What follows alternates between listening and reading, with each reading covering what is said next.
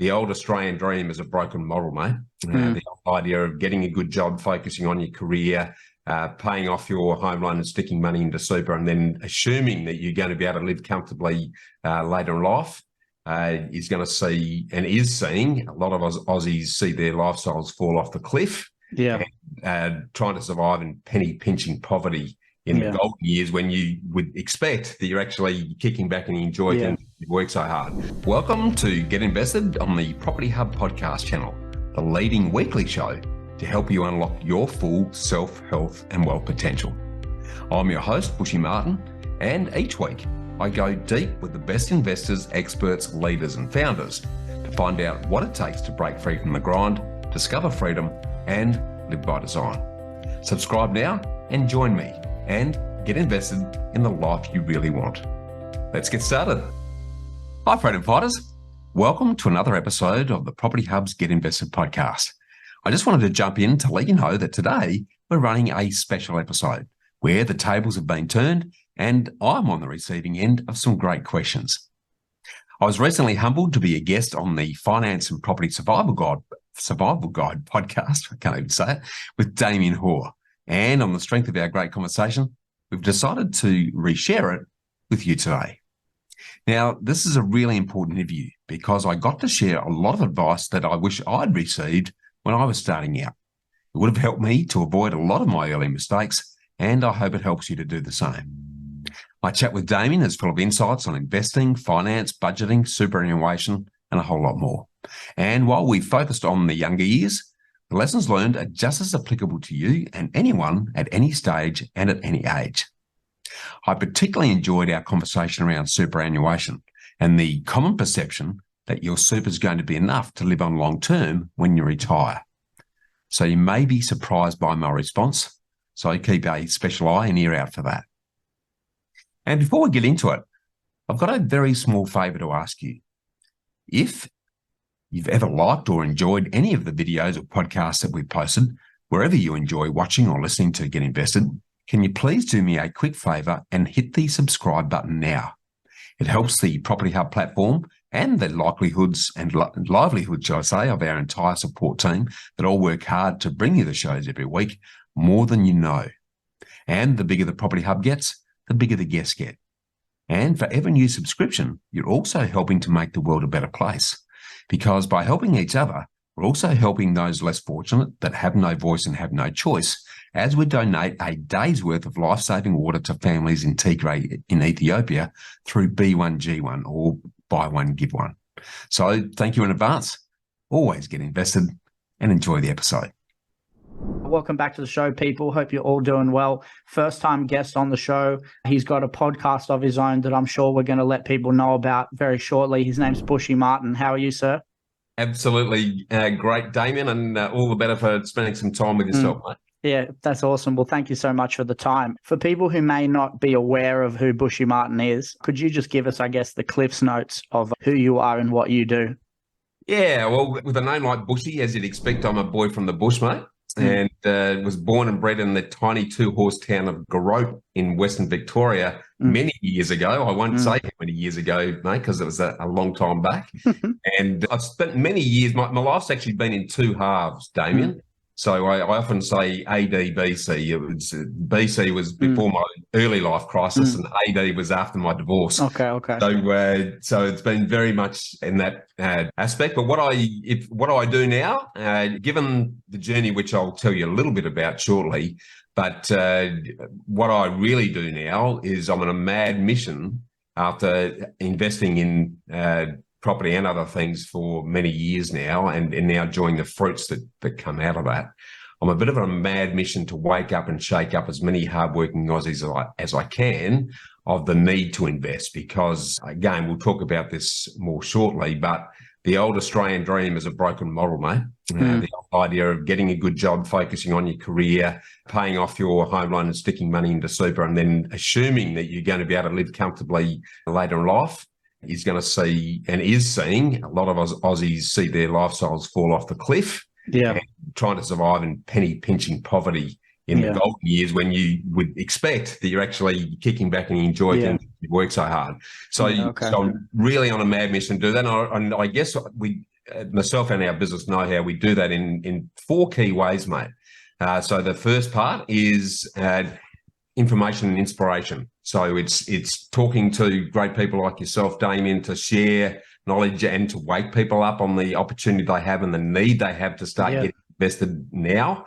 And then for those that we work with individually, there's four things we do. So one of those is really helping people get clear on exactly how do they want to live, what does that lifestyle cost, what sort of a nest egg do they need to create to get there, and then what sort of an investment strategy do they need to adopt to make that happen. So that's the first thing. Right. And then beyond that, we support that with I've got a team of finance brokers in behind us because as I've learned the hard way, property is definitely a game of finance, and the strategy, the structure, the capacity, the risk minimisation, and the cost of whatever you invest in is going to be very much driven by the essential need of finance. And then the final bit, which is something that we're doing a lot more of now, and it's really emerged out of need rather than anything else, is that for a lot of investors, we become their independent eyes, ears, arms and legs to sit on their side of the table and then keep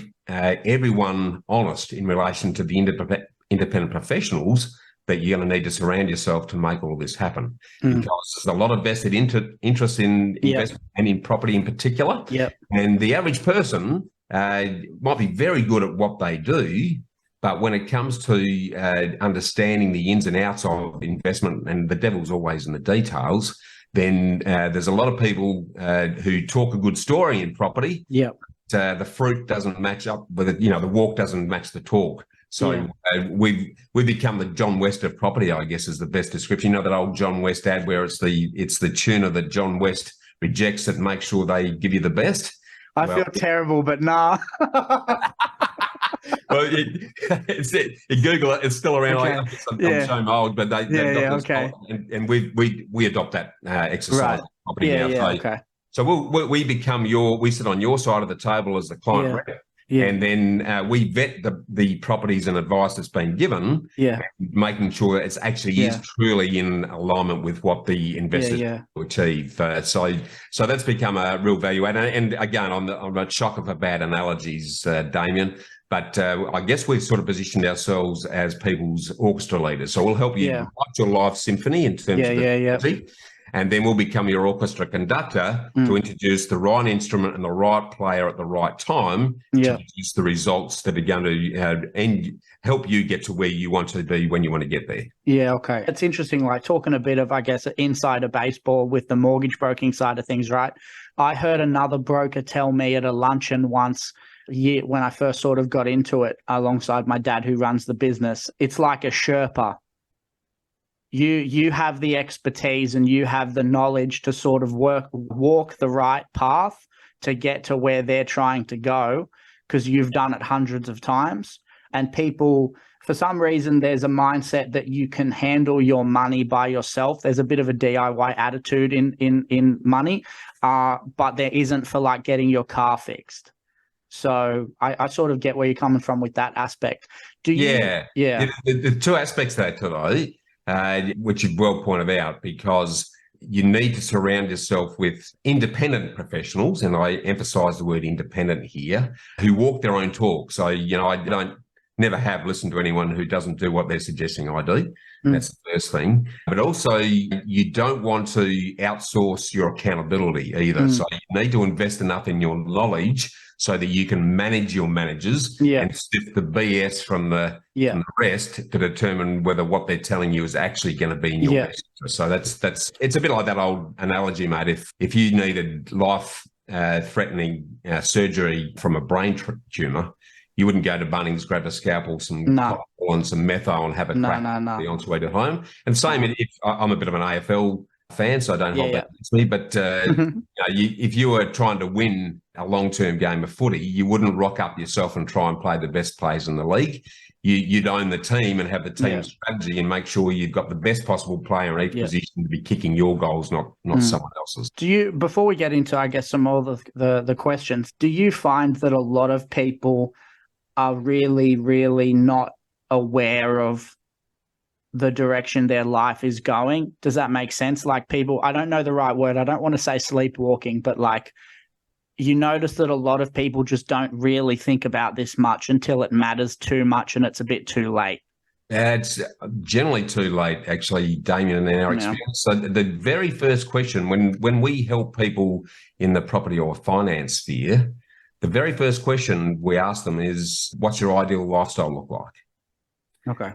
And we normally get crickets or tumbleweed or very strange expressions like, what's that got to do with the getting a loan or buying a property? And our response to that is everything. If you're not clear on where you're going and not clear on where you want to end up, then you're at the mercy of the next best thing that comes along. Yeah. And I get to see, you can tell by my creases and grey hair, Damian, that I've been having these conversations for a long time. Yeah. We get to see a lot of people have what I call their oh shit super moment. It's like, oh shit, my super's not going to be enough to sustain my lifestyle. Yeah. Bushy, pull a rabbit out of the hat for me and get me to retire in 5 years. And I always say, I've got some bad news for you. Yeah. You're going to be working for at least another 15 years to put yourself in a position where you can even consider reducing your work. Yeah, okay. And like to sort of blow up my own spot here, I do mortgages for a living and it's how I make money. But I also feel like there's a bit too, I wonder sometimes if there's a lot too many people in this industry that say property's the only thing and they're a buyer's agent. And I just go, all right, like, yeah, I get it. Property's great, all with you, but like, it's not the only thing. Is that sort of along the same line of thinking you have where like it's not going to suit everybody and everybody's going to be different? 100%. And again, it's going to be determined what you invest in. And let's be straight up here. I think it's property and equities and super and other investment classes because the diversification is really important. It's not an or decision. It's not property or this. It's and. Because you need to, at the right time, you need to invest in the next thing that's going to get you to the next step. So, let me talk about my own example, mate. When I started, I had that early life crisis at the tender age of 33. I was on the bones of my bum, Damian. I had an old beat up car and a bunch of cassettes to my name at that stage. It was a ground zero start again moment for me.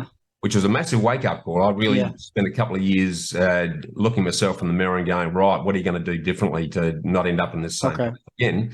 And I actually started trading. I was actually a day trader for a period doing CFDs to actually build up enough money to then put into property because I did enough research and I'm a mad reader, mate. So I was how can I make this safe, affordable and easy to actually put me in a position where I've got my time back so that my income needs are not relying on me to generate them.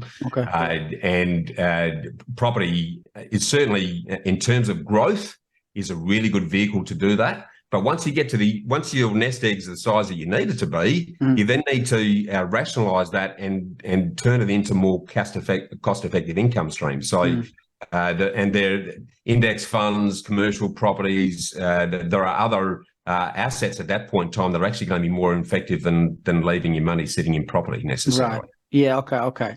And it was a question I wanted to get to, but it feels like it's probably pertinent to do it now.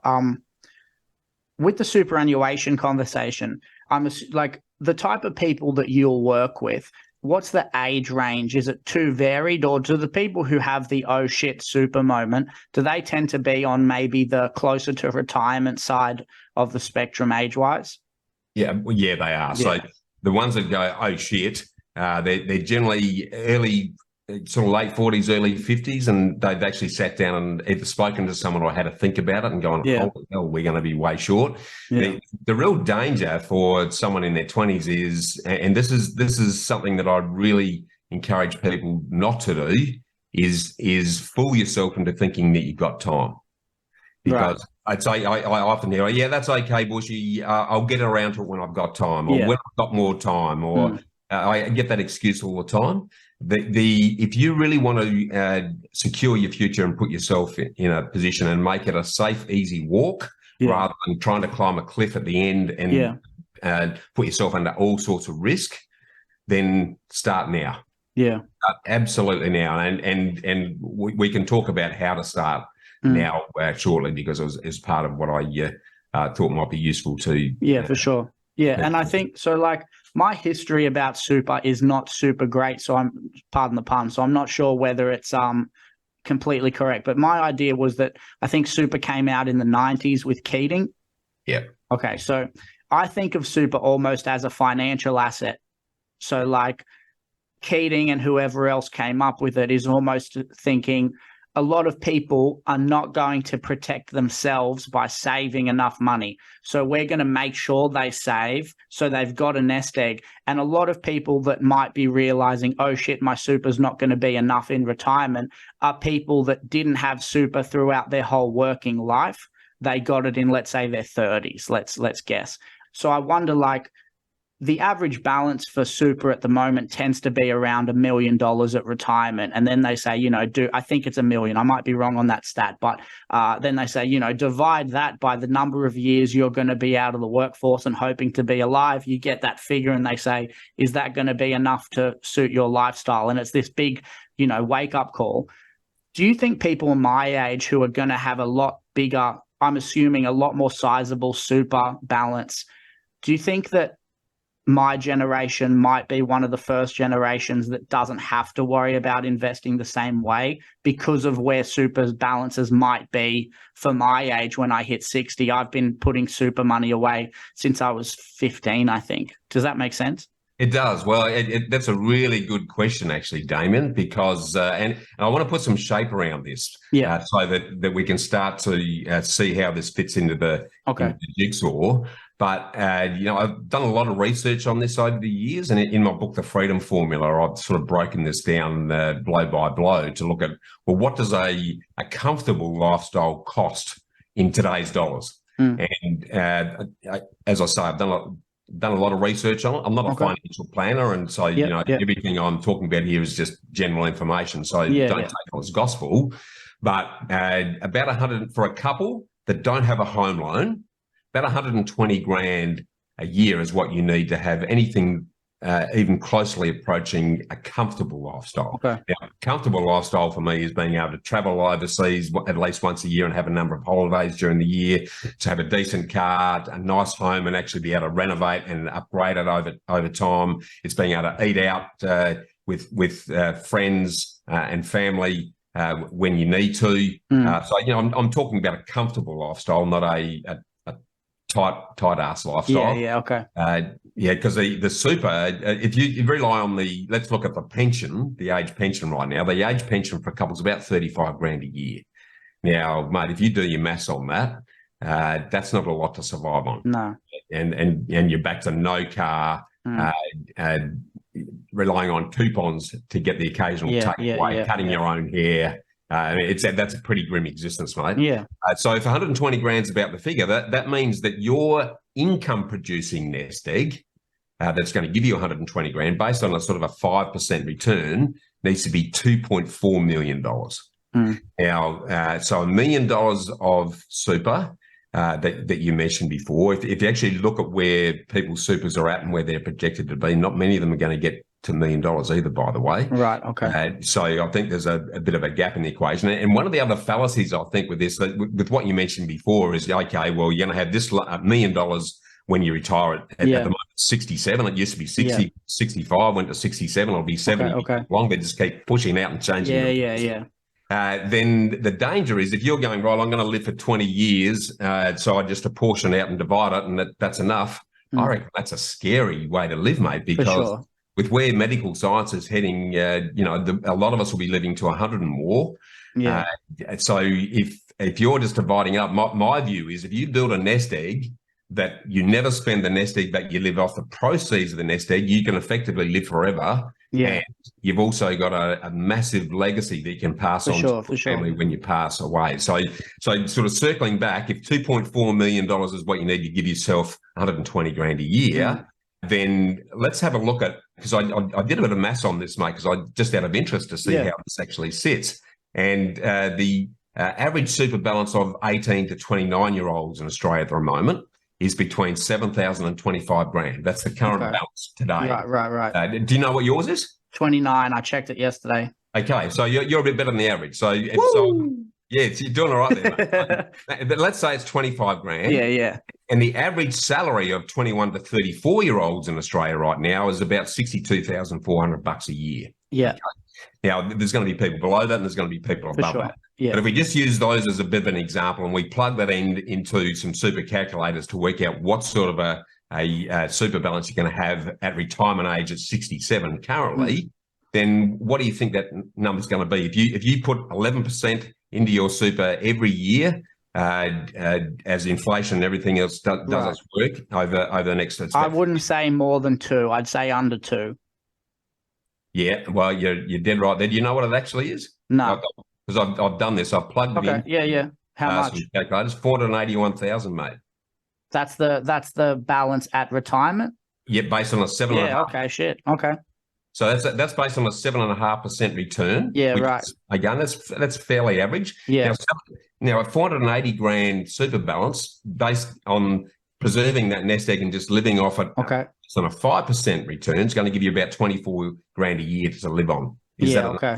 You think that's for sure? And no, I agree with you there. And like another part of it too is from what you mentioned with the 33,000 a year for the age pension and a couple. That's a what's the word? That's a terrible amount of money to live off if you own your house and you don't have to pay a mortgage or anything. So no, I'm with you there. So that's interesting. I didn't know. I haven't done those figures. Like my ideas about it are purely based on, I guess, just how I've developed it in my head. So it's interesting to put numbers to it. And even if they raise the amount of money from your income that goes to super, I'm not sure that's going to make up a huge shortfall. That's interesting. Okay. Yeah, I'll cop the L on that one, Bushy. That's fair enough. Yeah. So when it comes to, I guess, the other parts of this conversation I wanted to have, we'll switch over from investing for a bit. You obviously went through, I guess, the biggest life change for yourself in your 30s. So maybe the advice you would give that person would be different to someone who was 25. But if you could go back to the 25-year-old version of you, what would you say to that person? Really simple, mate. I'd say get invested in yourself and your future today. Don't put it off, because later never happens, mate. We all know that later is a date that never eventuates. And the one thing that I really want to reinforce is that time is your most valuable and scarcest resource, Damian. So the question that I would be getting myself to ask myself every day is, how can I invest my time now to get more of my time back, so that I can then achieve whatever version of fulfillment you define, to do things that are really important that give you joy and help others. So to me, a lot of people talk about financial freedom and all the other stuff. And that's a pretty loose, generic exercise. Yeah. I think life's actually about fulfillment, mate. And I've come to learn through the example of my good mother, who was the most giving person that I've ever had the pleasure of meeting, apart from my now wife, Sonia. And I think fulfillment's really about giving freely to others without ever expecting anything in return. And you don't know how fulfilling that is until you do it. I mean, I was in some ways blessed because my good mother was diagnosed with stage 4 lung cancer and was given 12 months to live. This is back in about 2014. And I'd had I guess the good fortune of following my dying father's advice 10 years earlier, to say, son, stop working for money and getting money to work for you. I was able to take 12 months off and look after mum, and take her through the highs, the lows, the tears, the laughter, and the reminiscing, to see her pass comfortably at home with myself and my brothers around her. And the sort of takeaway home for me was that being able to give back to her, I took 12 months off and just spent that time with mum, because, I was born into a family where I was extremely well looked after, and I felt that I needed to give back in a way that was meaningful to her. I would never have been able to do that if I hadn't taken Dad's advice a fair bit earlier in getting invested so that money was working for me, mate, because I had the privileged position of being able to do that. So I'd really encourage people to really wake up and shake themselves up to get some urgency around getting invested, firstly in knowledge, and then secondly, investing in things beyond just savings and spending money, because it's a real issue. And I really like to get people to develop what I call the power of parallel vision, to have one eye very focused on what your ideal lifestyle looks like in the future. So that's your tomorrow eye. Okay. And then your other eye is the today eye. So that, and that means that what you're doing today is based around that question, is what I'm doing today and the choices I'm making taking me closer to where I want to be? Yeah. Or further away. So I really encourage people to start doing that and keep asking that question. What can I invest my time in today that's going to give me more time back down the track? And I guess the other thing that I'd be saying to everyone, and this is the big learning for me when I hit 33, I got dragged along by a mate to a Robert Kiyosaki conference in Adelaide. He was actually there live at the time. And he said that the moment passive income becomes part of your life will change forever. And almost overnight, mate, I became what I now affectionately refer to as passive aggressive. I became aggressive about pursuing passive income opportunities. So everything I did from that day onwards, whether it be in business, in my career, and in our personal and professional investment lives, had to tick three boxes. Everything I did had to create residual income, had to be something that grew in value, and it had to be something that was saleable. So we got into property management, we grew a finance broking business. All of those, as you would know, the good thing about being a mortgage broker, Damian, is that you're building a trail book that gives you an ongoing income stream, and is also a saleable asset when and if you decide to sell that at some stage. So everything we've done since that point is doing that, and I would very much encourage everyone to start thinking that way. And switch their thinking from spending to saving, from income to investment, and from work to wealth. There's a very different way of looking at life when you start to take that. And the easy way to do that, and everyone can do this right here, right now, is just to start saving 10 to 20% of your income. It's really as simple as that. And what I mean by that is just set up a what I call a freedom savings account. And in my book, The Freedom Formula, I go into a bit of detail on this, Damian. And again, another really bad analogy, but I call it the kick-ass auto saver system, where you just need three accounts that are going to remote control manage your money so you don't have to worry about it.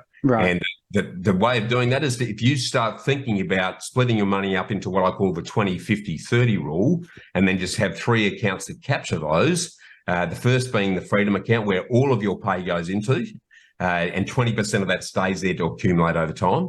50% goes into an essentials account, which is a credit card that never leaves the house. It never ends up in your wallet, and you've never got it there to spend it on things outside of setting up direct debits. Bills and that. So to pay your utilities, your phone, your rates if you've got a home, all of that stuff goes out of that. And then that leaves 30% ending up in your living account, which is a debit card. And therefore, the only thing you need to focus on is how much is left in the debit card between now and the next pay. And you can spend that how you like, but when it's gone, it's gone. You don't touch the other two accounts, and they start to do their own thing.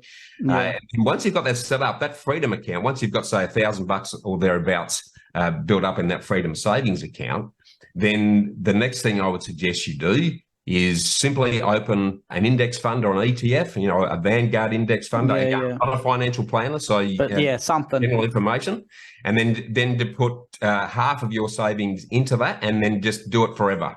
That becomes set and forget, and it'll do a couple of things. It could become the deposit for a property if you go down that road. If you don't and you leave it there, then that's going to go a long way towards contributing to your lifestyle down the track. So, a Vanguard index, for example, and I've got nothing to do with Vanguard. I've just other than looking at it personally, they average about 9% returns over the last 40 odd years. And as you probably know, a 7.2% return is going to double your money every 10 years. So that would be advice I would take if I was back in 25. Those are things I would do.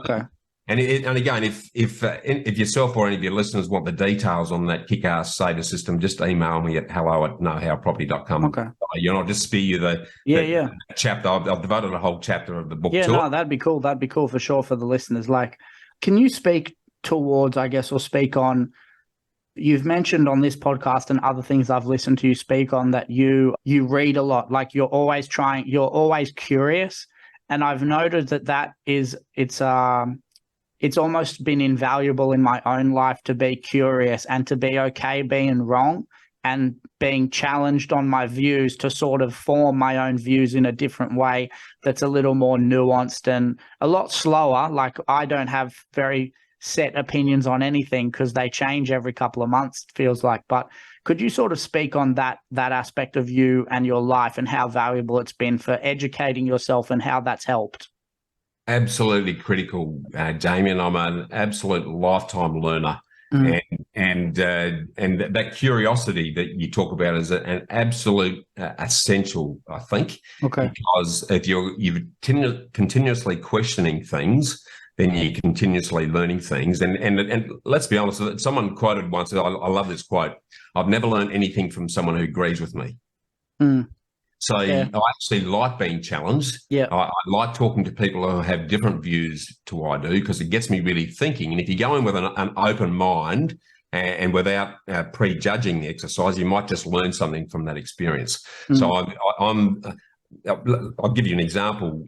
When I first got into the finance broking arena, I went from being an architect and a project manager into finance broking. I knew zero about finance broking, Damian. And so I spoke to every finance broker in Adelaide. I was living in Adelaide at the time, every finance broker in town, until I found the guy that I thought had the same sort of values and approach that I was comfortable with. And then I said, I want to come and work for you. And we ended up being in business together. But I said to him from the outset, I'm going to be an absolute pain in the ass. I'm going to ask you questions and keep asking until I understand it. So get ready for it. And sure enough, I was a pest, mate. I was an absolute pest. I don't how he put up with me, I'll never know. Yeah. But the more questions I asked, the more I took it on, the more comfortable I was. My fear reduced. I got easy with it, and that applies to investing as well. I just don't take anything for granted. I question the hell out of things, and keep questioning it until it feels right, and I get a sense of what is right for me. Because there's no one way to invest. It's what's the right way to suit you and your circumstances and your sleep. 100%. Yeah. Okay. Yeah. And like, I've also noticed that most people I reach out to ask for help or ask to learn from, like yourself or a lot of other people, most of them are super passionate about passing on some information and helping. Do you get what I mean? Yeah. The moment you think you know it all, you're in trouble, because there's a very, very fine line between arrogance and ignorance. In my experience, Damian. So if you can sort of embrace that childhood curiosity that we all came into this world with, and keep pursuing that, what you'll learn, and the other thing's important too, I think, is that one of the big mistakes that people make around money and property and investment generally is they'll make a mistake and then they'll get burnt fingers and walk away and never do it again. My view, and we go back to that childhood example, if we took that approach to learning to walk or riding a bike, the first time we fell over and we stopped doing it, we'd still be in nappies crawling around on the ground. Yeah. So my view is the mistakes that you make are actually your biggest learning opportunities. Yeah. Because if you take the time to reflect on, well, why did that happen? What do I need to do differently next time? And take it from there, then that's really going to put you on the right path. And this might sound crazy, but while it was devastating for me at the time, when I lost my marriage and I lost my family at 33, having been an architect for 17 years and putting my heart and soul into that, and I was a workaholic, mate, so I'm not surprised my wife got sick of me and pulled the pin. I deserved it, actually, because I was an absentee father.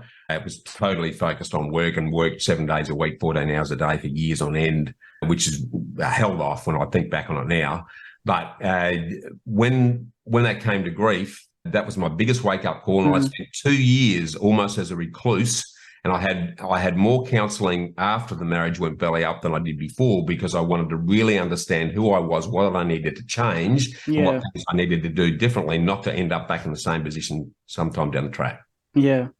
Yeah, it's crazy how I feel like there's a book talking about this, or there might be several, but pretending that everything that happens to you is your fault has been a really valuable thing for me. And it also gives you a more nuanced way of looking at the world to then be able to humbly know when something wasn't your fault. Does that make sense? Because I really analyze things to know whether I'm at fault or I could have done something better. So then when I feel like I haven't done anything wrong, I'm so confident in it because I think about it so much. But that's super powerful that you can look back on something that's a quite traumatic experience to at least understand your role in it. There's a lot of people that can't do that. Well, unfortunately, there's a growing concern I have in Australia and elsewhere is it might be too hard a word, but the victim mentality that's growing up, where we've always got something else or someone else to blame. The finger's always going out. But, as you know, if you're pointing the finger at someone else, there's at least three fingers pointing back at yourself. And my belief has always been, if there's been an issue or a problem with me and someone else, I'm at least 50% of the problem. So, and the other thing is, if you think that leaving one situation and going to another is going to be any different, you're taking yourself with you. So you're still there. And unless you're having a good look in the mirror and really reflecting on your attitudes, outlooks, beliefs, and what you're doing, then nothing's ever going to change. Yeah, 100%. I feel like the last 40 minutes has gone really quick. And I've got more questions, but I also understand you've probably got busy things to do too. So if you're happy to do this again, I've got way more questions for you. Do you want to just let people know, if they enjoy listening to you speak and listening to your ideas about the world, where they can find more of you and plug the book and all of that as well, if you'd want? Yeah, well, a couple of things, I guess. Like yourself, I'm a big believer in the power of podcasts. So because, if you're in someone's ears for a period of time, the knowledge can grow and the level of comfort can grow. So reach out to the Property Hub, where we've got a short form pod segments under the Realty Talk Show. And I've got the real pleasure of co-hosting that with Kevin Turner, who's just an industry giant that's been around for donkey's years. And then I do the long form chats like this on the Get Invested podcast, but just search for Property Hub Australia and you'll be able to access both of those. If you want a free copy of my book, Get Invested, which is part one of the Freedom Formula, then just jump on our website, knowhowproperty.com.au, and you can get a free download electronic version, or just pay for the postage to get a hard copy. And then if you want to learn a little bit more about the property investment space and the sort of process and the fundamental principles that surround that, I've done a free 7-part podcast series that people can tap into called the Property Wealth Bootcamp. And again, you can access that on knowhowproperty.com.au/property wealth. And that's just a free resource that people can start to immerse themselves in and to decide, because ultimately, Damian, all I want people to do is at least expose themselves to enough information to make a much more informed decision on whether this is right for them or not. Because it's not going to be right for everyone, as you said at the outset. But a lot of people make that decision with zero information, or just talking to mum and dad or a couple of friends, and they may not have done it themselves. If you at least give yourself the opportunity to soak it all in and understand how the jigsaw works, and then make a decision whether, no, this is not right for me, or yes, it is, I want to know more, then you've done the right thing. Easy. Thank you so much for the time. I really appreciate you doing this. And we'll be sure to do it again, I hope. My pleasure, mate. I'd love to come back and talk. Any time I can talk about property, I'm there with all bells are ringing, mate. Easy, mate. Easy. Thanks for tuning in to Get Invested on the Property Hub podcast channel, your home for property investment insights and inspiration. And don't leave yet until you've taken the next step towards living by design, by getting my award-winning book, Get Invested, absolutely free when you sign up at knowhowproperty.com.au or bushymartin.com.au. And finally, make sure you subscribe to Property Hub to get your weekly dose of Get Invested inspiration, along with every episode of Realty Talk, Australia's leading property show for red-hot property investing news and insights, direct from industry leaders and influencers. Remember to always get invested in your knowledge, and I look forward to seeing you next time.